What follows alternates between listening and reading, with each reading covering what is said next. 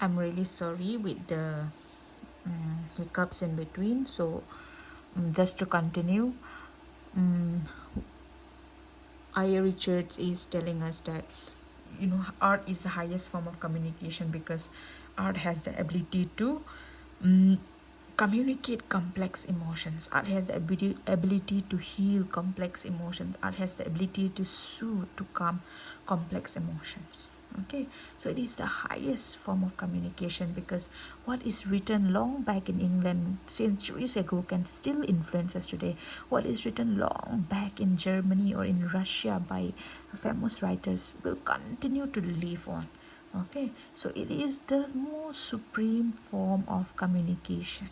It is the most supreme form of passing down thoughts, feelings, and emotions of writers. Okay, that is what he meant by um, poetry or literature as communication. Literature is, it's not just a written work. Okay, for according to I. Richards, literature is not just a written work, but it is something. It serves the communication purpose as well because it is like showing us or telling us what is felt, what is experienced long back, and how those writings live in our hearts and continues to personally attract us, personally influence us in many ways. Okay, so he's saying that uh, readers today still respond emotionally to Shakespeare, Wordsworth, and today because they still remain relevant. They remain relevant because of the written work, which is art, right? So he is saying that, Higher Church is saying that art has the purpose of communication. It communicates experiences and emotions, and that art is also not just a form of communication, but it's also the most important, the greatest form of communication because it goes beyond time and place, and it can tell us what happened or what was felt centuries ago, what were the kind of society centuries ago. It has the ability to let us travel back or go back in time and feel the kind and feel the world the writers have lived long back, right? So it transcends, it goes beyond time and place, and then it communicates complex emotions. Okay, that is why he's in the third part is part 3 is nothing but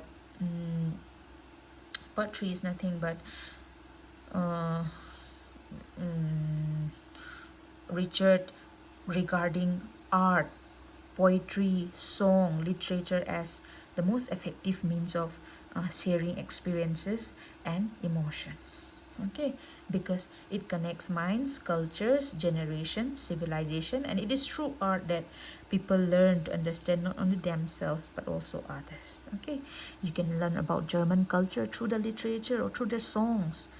We can learn about the people, the kind of civilizations, maybe through written works, through sculpture, through painting, through songs, right? So art is the most important form of the greatest form of communication according to I.A. Richards. Okay, so that brings us to uh, part 4 of the essay. Mm, let us discuss about the about poetry and the poet. Okay, so let us discuss most importantly, let us discuss the poet. So according to I.A. Richards, poets or writers, they are not, you know not magical beings or prophets or someone beyond, someone much different from us. Okay, they are ordinary human beings like us. However, a writer or a poet has certain special abilities. Okay, what kind of abilities? Certain abilities that help them, that enables them to transform ordinary experiences into meaningful writings. I hope you would agree, right? So what are the special abilities of a poet? I, Richard, will discuss. Okay, so the first ability is greater sensitivity. Let me explain, giving an example. Let's see. A poet, notices, what he means by greater sensitivity is that a poet or a writer notices something more deeply than most people, right? Suppose, let's say, you and I may see rain, and then we simply think of, like, oh, it is raining, it is getting cold. But a poet may see what? Memories, loneliness, hope, or beauty in the rain, right? That is meant by greater sensitivity. They can notices feelings and emotions more deeply. They can feel more deeply than ordinary people. Okay. Then greater imagination. uh, Suppose example, when we see a sunset, we may simply see the sun going down, right? A poet may compare the sunset to the end of human life, or the closing of a beautiful chapter, right? That is it, greater imagination. Okay, poets can imagine connections that others may fail to notice. All right. So the third is better observation. Okay, so poets pay close attention to people, nature, and everyday life. Right? They have better. Think of Wordsworth. No, many people saw daffodils, but uh, Wordsworth observed them so carefully that he created a famous poem from that simple experiences of watching the daffodils. So, I.R. Richards said the poets have better observation, and better meaning that they pay more closer attention to people, nature, and everyday life. Okay. Then the third is better organization of experience. What is that? Better organization of experience means, like, everyone experience joy, sadness, fear, and love, right? We experience all these feelings, but most people cannot express this type of feelings clearly, no? But what he means by better organization of experience is that poets can arrange their emotions into meaningful language that others can understand, which means that they have better ways to sum up their feelings. They have better way with words. They can play with words and all that, and they can describe their emotions and feelings more, uh, you know, more meticulously and more eloquently than other ordinary human beings. Okay, so poets transform ordinary experiences into meaningful artistic experiences that others can understand and appreciate. Right. Therefore, Richard believes poets are special not because poets are special not because they have different emotions, but because they understand, they organize, and communicate emotions more effectively than others. They have greater sensitivity, they have greater imagination, they have better observation. Okay. Now, this is also one of Richard's important argument, which he says that poetry should be connected with life. Okay. So, what is art for art's sake? This was a theory that claimed that, art exists only for beauty and enjoyment. That art has no purpose apart from its own beauty, and that you just have to enjoy a poem, you just have to enjoy a painting, you just have to enjoy a song. That is art for art's sake. Okay, I repeat, art for art's sake was a theory that believed that art, or art means poetry, painting, sculpture, songs, and all that, literature, and all that, they exist for their own sake, which means that they exist just for beauty and enjoyment, and they have no purpose outside of beauty and enjoyment. That was the belief of art for art's sake. Okay, but Richard rejects that because he believed that poetry and life should be connected. He believed that poetry affects human thoughts, emotions, behavior, attitudes.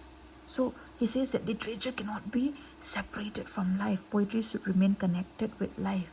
Literature influences human behavior. Okay. Think about a very motivational poem again. Right. It may inspire people to work harder. Right. So literature or poetry can influence how people can think and act. For example, Consider Robert Frost's poem, The Road Not Taken Again. See, the poem encourages readers to think about choices and responsibility, right? So the poem is not just about language, it teaches an important lesson about life. Okay. Then Richard therefore argues that literature contributes to human welfare, that literature, poetry, and life are connected. Literature help people become wiser, more balanced, and more understanding. Because literature has a purpose. What he means is that literature has a purpose apart from being beautiful and it is useful. He means to say that art is also useful because it teaches human values, good values in life.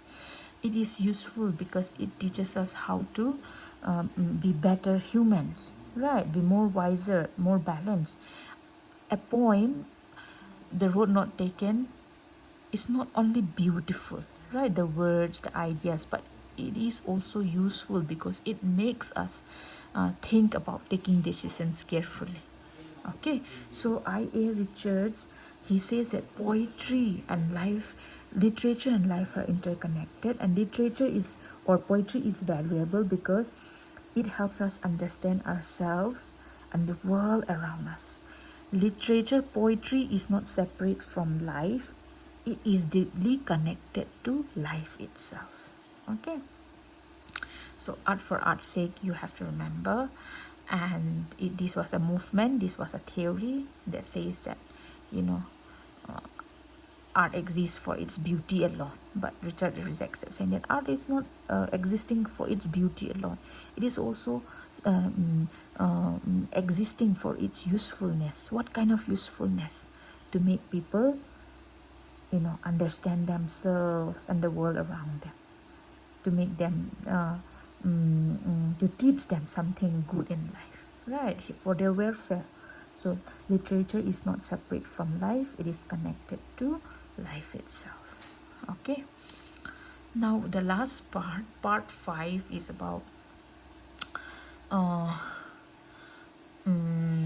poetry, reader, and the critic.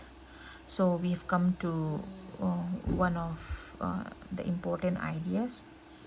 So I have told you in the introduction also, before I.A. Richards, before him, many critics believe that, when you try to critique a book, when you try to analyze a book, you have to focus on the author as well. You have to focus on the historical backdrop. You have to discuss on the socio-political backdrop of the author, of the book, of the time period in which the author is writing, right?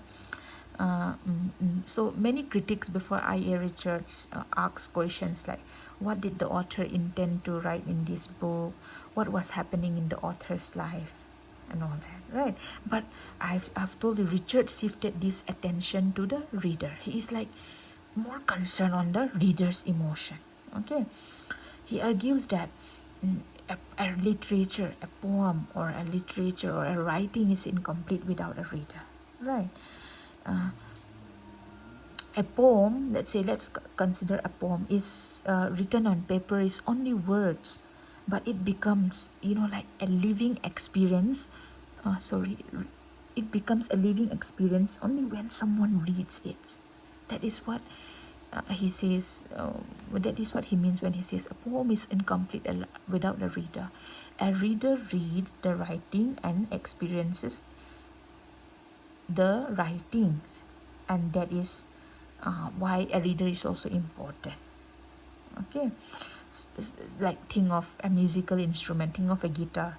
If nobody plays it, it remains silent, right? Just like that, a good writing remains inactive, remains silent until a reader engages with it.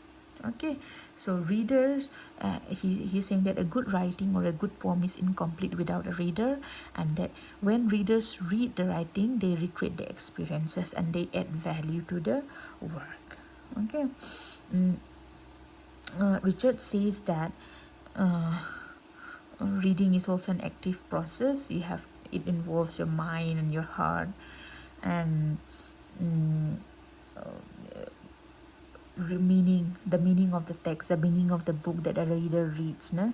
It develops through interaction between the written work and the reader. Okay, suppose a poem is written. A poem is written, Mending Wall by Robert Frost. Right. So, what is written down in words and letters and what the reader feels, that is what brings meaning to the poem. That is I.A. Richards' poem. Okay, meaning develops through response. So Richards is one of the first critics to emphasize the importance of the reader. Okay, a reader is equally important. Many critics fail to see this aspect before him. They are more focused on the author. What is the author's intention? What does he plans to write this? Meaning is created through the author's intention. But in his idea, he says that no, meaning of a text, value of a text can come from how a reader responds to the writing, how a reader connects to the writing, the reader's role. Okay, so for I.A. Richards, a reader is so important because he without him a work of art is incomplete, and it is the reader that gives meaning to the text by reading it and recreating the experiences of the writer. Okay, a very important part of the essay. Richard distinguished between two kinds of understanding or two kinds of reading. Okay, let's say very important, this comes for university exam as well. So elastic understanding or elastic reading and inner understanding or inner reading. Okay, so when we use the word elastic, elastic can be bend, is flexible, right? The name comes from that. Okay, so I.A. Richards says that an elastic reader is flexible, imaginative, open-minded. Such a reader is willing to explore different meanings and interpretations. Right. Suppose like when we read a poem, let's say when we read about when we read a poem on which is on the autumn season, right? We may see autumn as a symbol of old age. We may see autumn as the best season of the year. We may see autumn as a phase of growth and all that. We read the poem, and then if I'm an elastic reader, I read the poem and I have many things going on in my mind. I'm imaginative. I try to I try to have different interpretations to the poem. I try to I instead of I can ask, like if I'm a good reader, I can ask what possible meanings can this poem contain. How can the poems be interpreted? Can I interpret in 2-3 ways? And if the poem is about the season autumn, then you may see autumn from so many different perspectives. That is called elastic reading or elastic understanding by I.A. Richards. Okay, a reader who is willing to explore different meanings and interpretation of the work, that is called an elastic reader. Okay, so and then inner reading is a kind of reader who depends on mechanical reading, means there is no room for creativity and imagination, just reading for reading mainly for memorization and fixed interpretation, becoming a passive reader, right? Not being open to interpretation, not trying to create multiple meanings, but trying to fix on what is written, trying to fix their mind on what is written. There is no thinking outside of the box. Okay, so let's take an example. There are two students preparing for an examination, right? So one student memorizes answers like word for word and forgets them soon after the